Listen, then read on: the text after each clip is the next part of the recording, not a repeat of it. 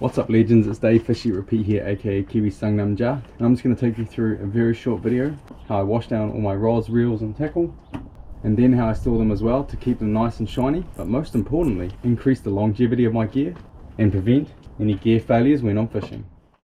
Alrighty, first things first, when washing down reels you're going to want to tighten all the drags on your reels. Now the reason for this is just because once you're spraying water into them, although they're obviously designed for water and even salt water, it just prevents any extra moisture and ingress going into the middle of the reel. So you tighten these right up, tighten the drags right up. Once the drags are nice and tightened, if you're using an electric reel, you've also got a battery. Although this cap and when I put a bungee on it, does protect it from water, I'm obviously not going to then deliberately spray it with a hose. Don't mind if there's a shower when we're fishing, but we'll just take that off. So at the moment, these are all multi-piece rods. These two rods here are obviously set up. The surf caster's separated, and my bells are 4-piece overhead travel rod, and my catch 3-piece are still all set up. Now you don't have to do this, but especially if you're going to store rods for a long period of time, I do find it better to actually pull these segments apart. And the reason that works really well is because when you're moving them in and out, working on the beach and stuff, they start to get a bit of sand and stuff on them, and if you leave them all set up, eventually they'll start sticking together. It can be a massive pain when all of a sudden you want to go traveling and they're all stuck together with sand and dirt and grit and stuff. So that's what I do. Okay, so next thing, you're going to want to get yourself a hose. A hose with a cone or with a shower function is really good. You want it nice and gentle, going over your rods. Now before we had a house, before I had a hose, there is one alternative that pretty much everyone should have, and it also works very, very well as well, and that's just to take these boys and girls here into the shower with you. Now you probably don't want to see that, but yeah, I've done it previously when we were renting. It works very, very well, especially if you've got a shower head that can come off. Put that to warm, and it gets this grease and grime and stuff right off the rails. It works really, really well. Alright, next thing you need, a nice soft bristled brush. That's a flipping tongue twister. This one here is a Vican food manufacturing grade brush. Don't need to go to this level. I got one from my old workplace, but these are beautiful brushes to use. And then lastly, you can use some chemicals. There's plenty of saltwater gear cleaning chemicals. I don't use any, mainly because I'm too cheap, to be honest. I found a bit of fresh water brushing over the grime and grease works absolutely fine. Never had any failures to date because of grit or anything stuck in the gears, so yeah, that's really up to you, but there are some cool brands out there. Now the other thing you can do, this is a little bit over the top, but if you're able to do it in your rental or in your house, just slap a few nails or hooks or whatever just along the top there. Prep yourself a bit of a drying area. It does make it far more easy for the little niggly stuff, and then once you've cleaned it, obviously drip dries much better than leaving it in a pile on the ground. Not mandatory, but it does work very well. Okay, now we'll just wash these down. That part's pretty straightforward. Nothing really scientific to it. Let's give it a nice gentle sprinkle. Just making sure you're going into all the little nooks and crannies there, especially around the drag, around the squill. Be pretty liberal. Assuming it's a saltwater gear, they are very, very hardy in terms of water, so don't worry too much. Making sure you actually get over the ends there, the joining pieces of your multi-piece rods. So that's beautiful. Be pretty liberal on the eyes. You don't want any salt or anything sticking on those. Yeah, I just go a little bit more gentle on the reel. These stay pretty clean. I don't really need to use the brush very much. It's just if like you get a bit of bait or anything like that stuck to them. Any like aluminium or stainless stuff you have. Now this obviously is aluminium. Doesn't tend to rust very much, but I rinse this down every time. There's basically no rust on it at all. Beautiful. Same goes even for my GoPros. I use these a lot. They are waterproof. Always scary, but I give them that lemon good hosing as well. One other thing as well is still got water on it. Make sure you give it a good shake upside down, just to get any water that's held up in the spool there, because you don't want that on the top of the reel.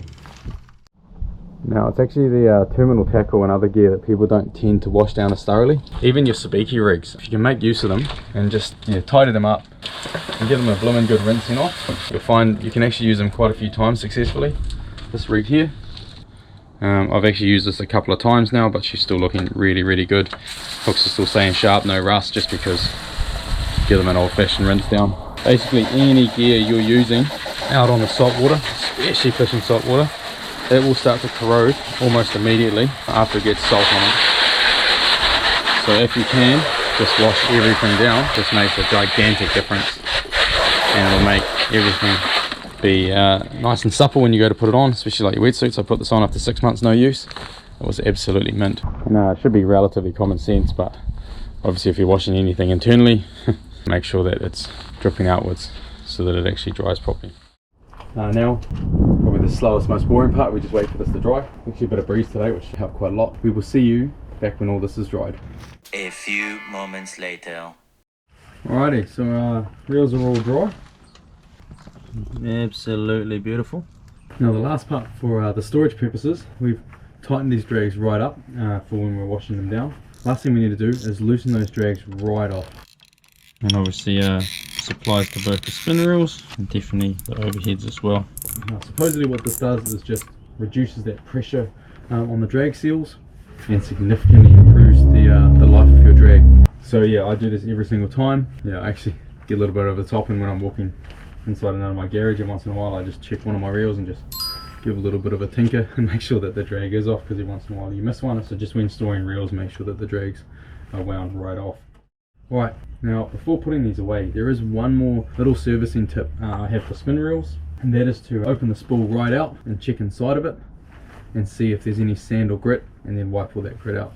This one was actually a little bit more persistent than I thought, so an old toothbrush there and just clean that right out. Actually have to use a cloth as well. It was grease had stuck on there, but yeah, she's looking mint now.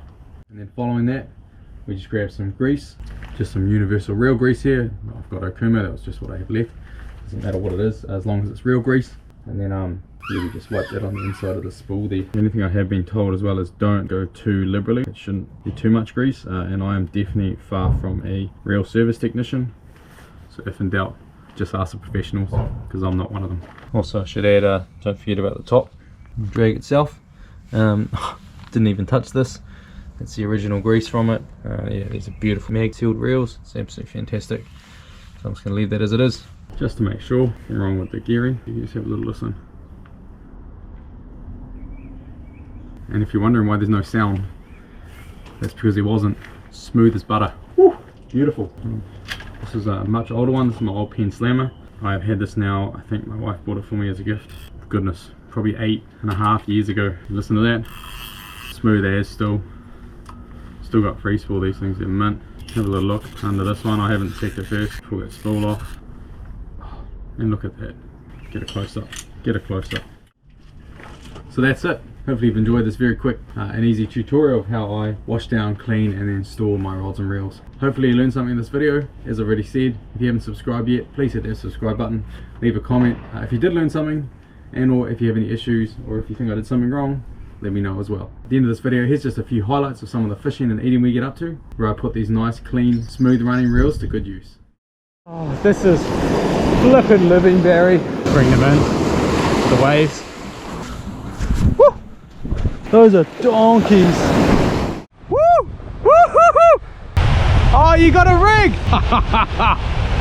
Woo-hoo-hoo-hoo-hoo!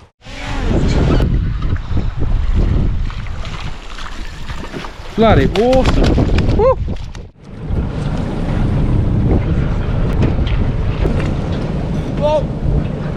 Oh, king it!